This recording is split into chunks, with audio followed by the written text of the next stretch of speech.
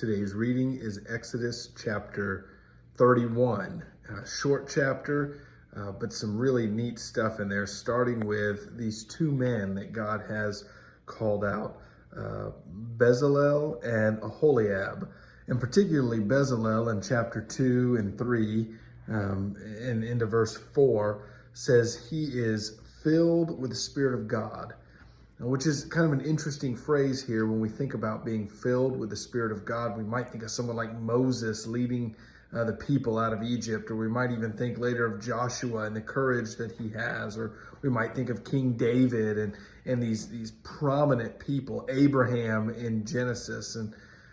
And here we have Bezalel, who is filled with the Spirit of God. For what? Not for this great monumental pastoral role, but for being a craftsman and building the tabernacle. Being filled with the Spirit of God doesn't always mean that you have some supernatural leadership type ability. It simply could mean that God is empowering you to do exactly what he's called you to do.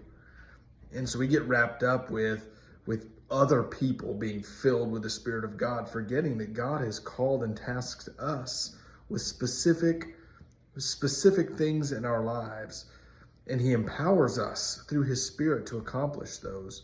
And we may think they're menial or unimportant, but they require our obedience and our submission to the Spirit of God. And so I just think it's great that this craftsman, who otherwise we probably would just say is really skilled and talented, is said to have so much more, to be filled with God's Spirit. And I hope that's encouraging to you today.